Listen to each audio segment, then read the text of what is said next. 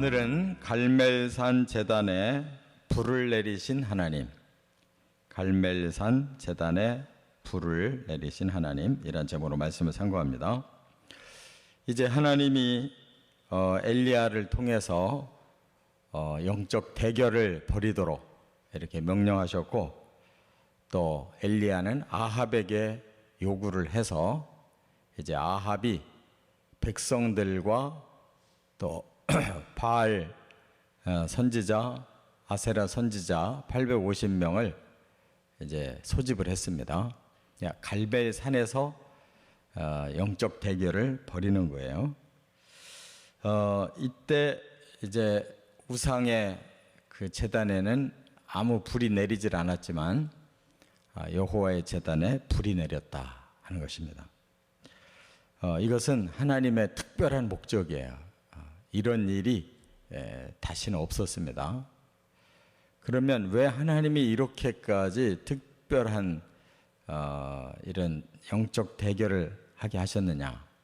근데 여기가 정점이었어요. 그러니까 아합과 이세벨이 아주 여호와의 제단을 완전히 무너뜨려 버리고 우상 제단으로 전국을 완전히 바꿔버리는 이 상황에서 하나님이 더 이상 가만히 계시면 이 나라는 완전히 망하겠다. 그래서 하나님이 마지막 기회를 주신 거예요. 그래서 일시 이 기회를 통해서 이스라엘 백성이 하나님께 돌아오는 듯 했지만 결국은 안 돌아와요. 그래서 그들은 기회를 잃어버립니다.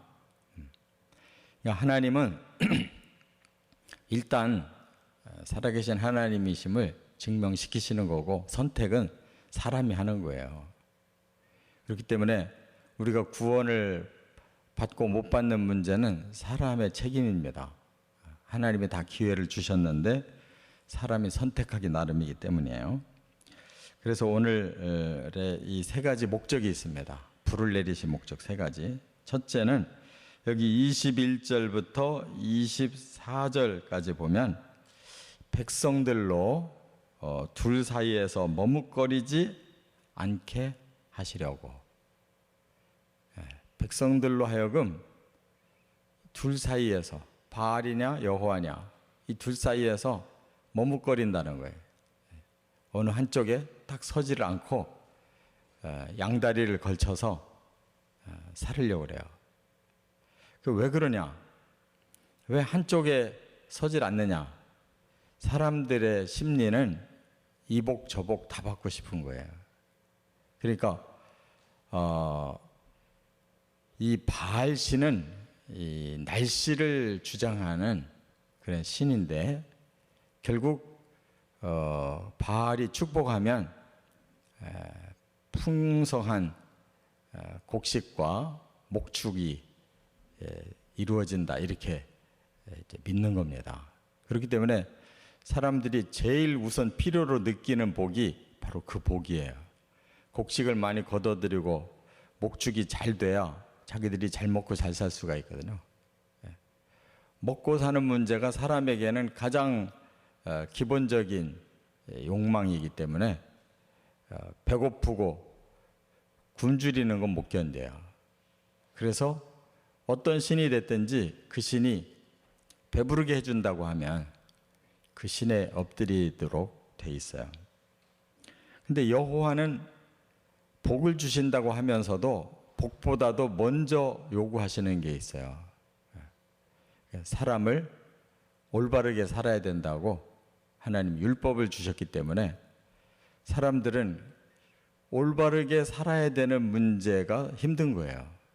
그러니까 그것은 좀 제껴놓고 바로 이런 풍요의 복을 먼저 받기를 원하기 때문에, 그렇다고 진리이신 하나님을 버릴 수는 없고 그게 옳다는 건 아니니까, 그러니까 양다리를 걸쳐서 세상 복도 받고 하나님 복도 받고 싶은 이러한 심리인데 안 된다는 겁니다. 하나를 선택해야 된다는 거예요. 예수님도 똑같이 말씀했어요. 하나님과 재물을 겸하여 섬길 수 없다. 너희들에게는 두 신이 함께 공존할 수 없다. 그건 불가능한 일이고 그렇게 해서도 안 되는 일이에요. 이와 같이 하나님이 백성들에게 두 신 사이에서 머뭇거리지 말라고 이 여호와의 불을 주신 거예요. 두 번째, 25절부터 29절까지는 우상신은 거짓임을 증명시키시려고 주신 겁니다. 우상은 이렇게 풍요의 신이기도 하고 또 자손의 번성을 주는 신이기도 하고 그게 아세라 신의 특징인데, 이렇게 우상은 사람들이 원하는 그 욕구를 채워준다고 말을 해요. 그런데 정말 그러냐? 그 우상의 실상을 오늘 밝혀주시는 거예요. 그래서 엘리야가 바알의 제단도 세우고 여호와의 제단도 세운 다음에 먼저 바알 선지자 450명에게 너희들이 먼저 너희 신에게 빌어라. 살아계신 신이라면 그 신이 불을 내려달라고 빌어라. 그래서 그들이 송아지 한 마리를 자기 제단에다가 올려놓고 이제 아침부터 저녁까지 그 신에게 불을 내려달라고 빈 거예요.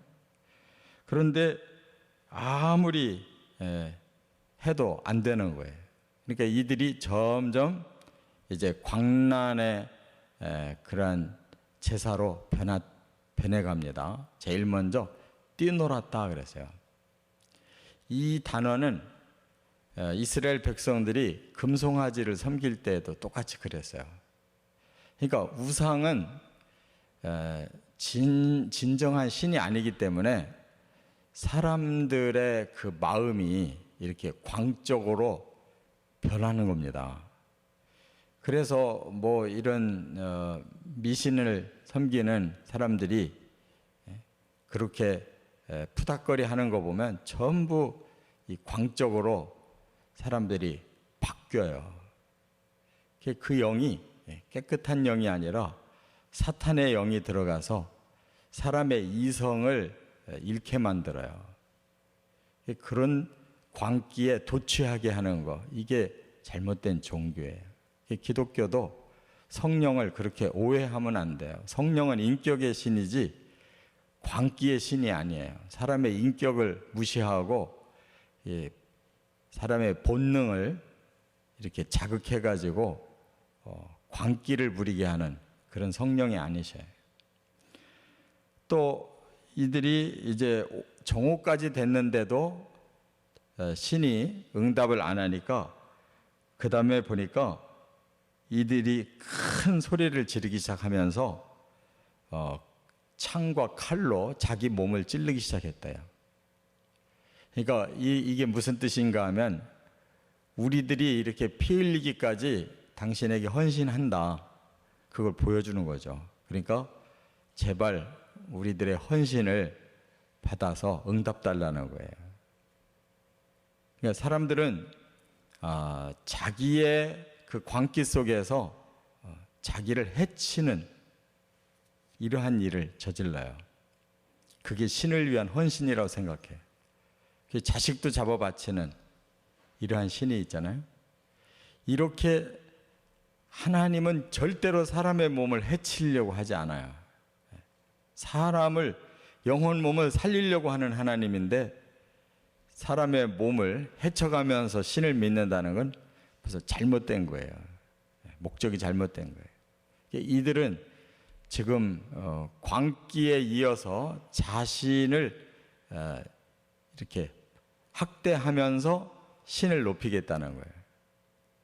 이 모든 발상이 아주 잘못된 거예요, 근본적으로. 그리고는 그들은 그냥 미친 듯이 떠들어대기만 했다는 거예요. 그냥 고래고래 자기들이 할 수 있는 모든 힘을 쏟아보는 거죠. 그런데도 불은 임하지 않았다. 그러니까 얼마나 그 현장이 아주 그 최악의 상태인가를 알 수가 있죠. 사람들의 그 밑바닥까지 다 보여주는 가장 형편없는 인간의 모습들, 완전히 미친 사람들이 450명이 떠들어대는 거예요. 바알의 선지자들이. 그것을 백성들이 종일 봤을 때 뭘 보겠어요? 아니, 곡식을 풍성하게 해주고 모든 가축들을 풍성하게 준다는 신이 어떻게 하루 종일 아무 응답도 없냐?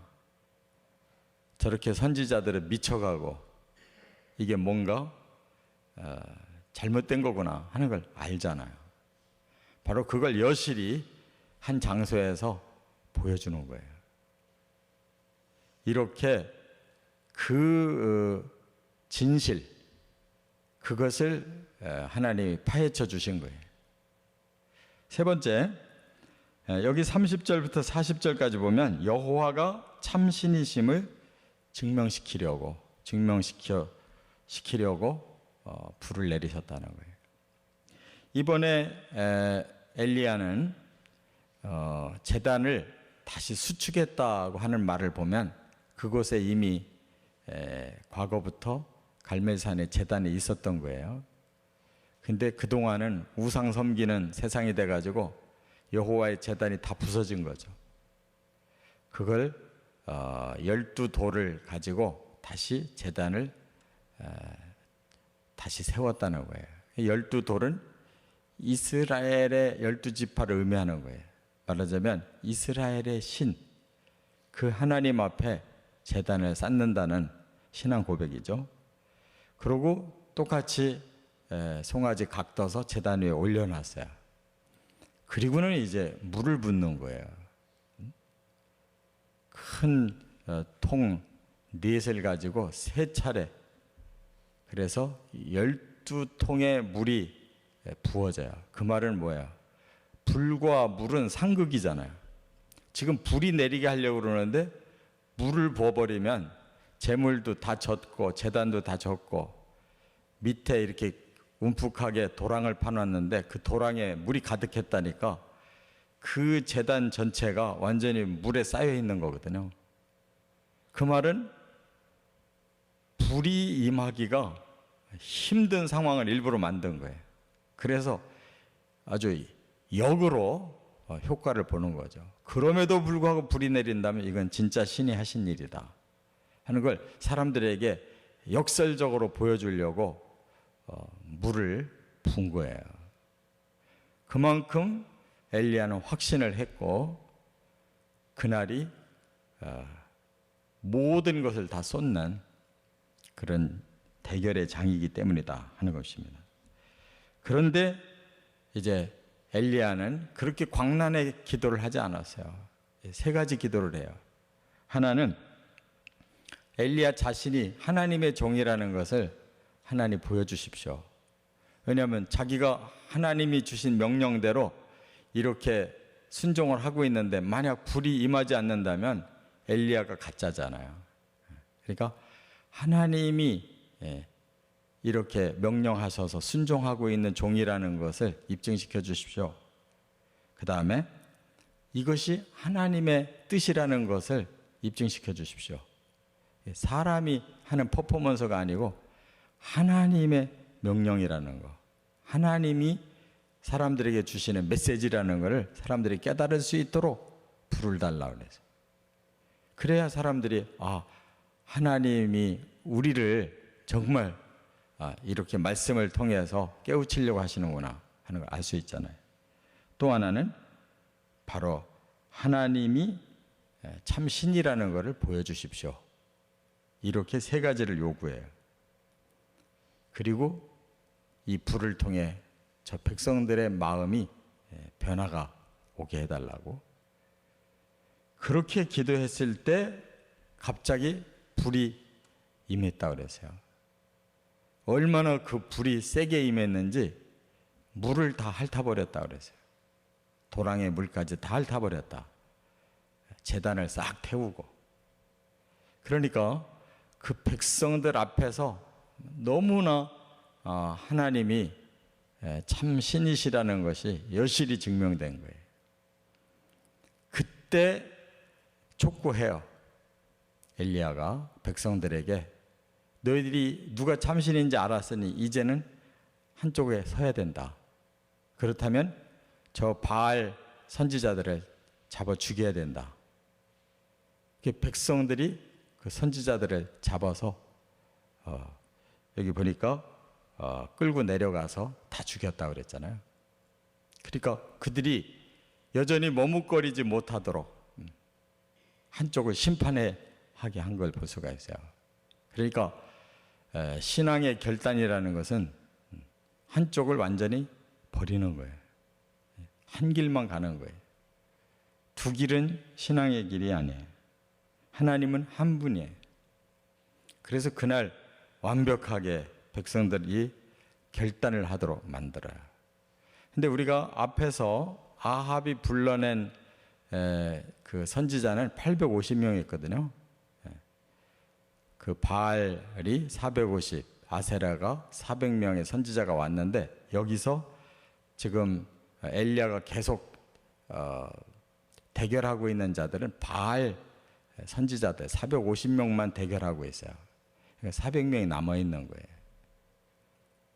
그것은 이제 뒤에 이세벨의 그러한 그 힘을 다시 일으키는데 또 일조를 하는 걸 볼 수가 있어요. 그래서 정말 싹쓸이를 해야 되는 건데 그게 안 된 것이 아쉬워요. 그 다음에 이세벨이 끝까지 도끼를 품으니까 오히려 엘리야가 기가 죽어서 도망가잖아요. 그러니까 싹쓸이가 돼야 되네요. 하나님의 심판은 남음이 있으면 안 돼요. 이와 같이 하나님의 그 뜻을 아주 분명하게 밝히고 확실하게 거짓을 제거하고 온전하게 하나님 앞에 순종해야 된다는 걸 깨닫습니다. 이런 믿음으로 성숙해져 가시는 저와 여러분 되기를 주의 이름으로 축원합니다.